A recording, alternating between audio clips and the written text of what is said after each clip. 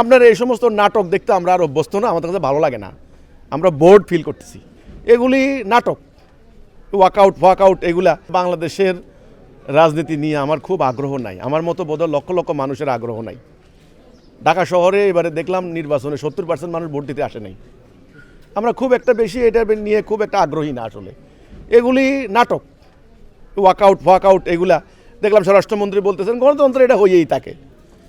আপনার এই সমস্ত নাটক দেখতে আমরা আর অভ্যস্ত না, আমাদের কাছে ভালো লাগে না, আমরা বোর্ড ফিল করতেছি এগুলো দেখতে দেখতে, বুঝছেন।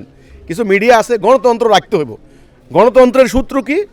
বিরোধী দল সরকারি দল খুব ঝগড়া করবে, হানাহানি করবে, খুব মানে দোষাদোষি করবে, কাদা ছোড়াছুড়ি করবে, এটা সুন্দর, বিউটি অফ ডেমোক্রেসি। আপনার এ কথার কি মানে? প্রেসিডেন্ট উনি ভাষণ দিবেন, ওনার হাতে আপনারা বয়াত নিলেন, বয়াত নেয় না, বয়াত নেয়, এই যে পীরের বয়াত নেয়, যারা ইসলাম বুঝে তারা বুঝে, বয়াত নিলেন মানে শপথ নিলেন। আপনারা ইন্টারিম পুরা শপথ নিলেন প্রেসিডেন্টের হাতে, যতগুলি অধ্যাদেশ ওনারে দিয়ে সব জারি করাইলেন। যারা গতকালকে মিছিল করলো প্ল্যাকার্ড হাতে নিয়ে, তারা পর্যন্ত ওনার হাতে শপথ নিলেন, বয়াত নিলেন। আমার কথা হলো এইটা। তো এই পর্যন্ত ওনারে জায়গা মতো রাইখা সমস্ত ইলেকশন করলেন, সেই ইলেকশন বৈধ হয়ে গেল, সেই ইলেকশনে আপনারা এমপি হলেন শপথ নিয়ে, আপনারা এখন পার্লামেন্টে যাইয়া বলেন ওনার ভাষণ শুনবেন না, মিছিল করতেছেন, ফেসিস্ট এগুলা। এইসব ভাই আমরা খুব বিরক্ত, ডিসগাস্টিং, এটা খুবই মানে রাগের উদ্রেক করছে।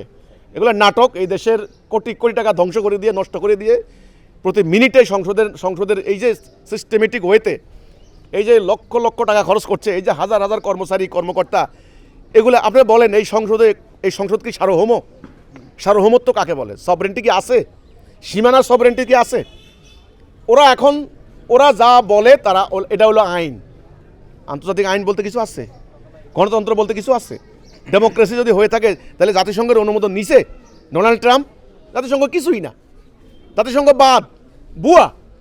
তাহলে আপনার এখন শক্তিমান রাষ্ট্রগুলি যে আইন রচনা করে এটাই আইন। তারা আমার সার্বভৌমত্ব বলতে কিছু নাই, রাষ্ট্রের প্রেসিডেন্ট ধরে নিয়ে যায়, রাষ্ট্রের সর্বোচ্চ নেতাকে বোম মেরে ধ্বংস করে দিয়ে দেয়। তাহলে এখানে সীমানা যে সার্বভৌমত্বের একটা বিরাট ফ্যাক্টর, এটারও কোনো মূল্য নাই। তা আমাদের এই বর্তমান সংসদ কি সার্বভৌম? তারা কি ওদের বিরুদ্ধে সিদ্ধান্ত নিতে পারবে না। কাজে ভাই এর ধরনের ওয়াকআউট, এই সংসদ অধিবেশন লক্ষ লক্ষ টাকা খরচ হচ্ছে, অনর্থক সাবজেক্ট নিয়ে দেখবেন সময় নষ্ট করবে। মাননীয় স্পিকার, আমার এলাকায় একটা হাসপাতাল হবে, ওখানে একটা অ্যাম্বুলেন্স নষ্ট হয়ে গেছে আজকে 20 বছর, এই অ্যাম্বুলেন্সটা কখন ঠিক করবে? আমি মাননীয় স্বাস্থ্যমন্ত্রীর দৃষ্টি আকর্ষণ করতে চাই। এবার মাননীয় স্পিকার বলবেন মাননীয় মন্ত্রী, এবার মাননীয় মন্ত্রী বলবেন মাননীয় স্পিকার, মাননীয় সদস্যদের ওনার ইয়েতে একটা অ্যাম্বুলেন্স ঠিক করার জন্য আমরা একটা সংসদীয় কমিটি গঠন করেছি, এটা নিয়ে সিদ্ধান্ত হয়েছে আসলে একটা অ্যাম্বুলেন্স ঠিক করা। এটার জন্য মাননীয় স্পিকার আধা ঘন্টা ধইরা, ভাই এ ধরনের এই আপনার এই কাজে ওগুলো নিয়ে প্রশ্ন করে লাভ নাই। আমার কথা হচ্ছে এই, ওনারা এই ওয়াকআউট এগুলা কইরা, এগুলা হাসির খোরাক হয়েছেন, এগুলা নাটক হচ্ছে। কাজেই এই নাটক বাদ দিতে হবে, কার্যকরী ব্যবস্থা নিতে হবে, প্র্যাকটিক্যাল কথা বলতে হবে। এখন বাঁচা মরার লড়াই, ঠিক আছে? এখন বাঁচা মরার লড়াই, আমাদের কিছুই নাই আসলে।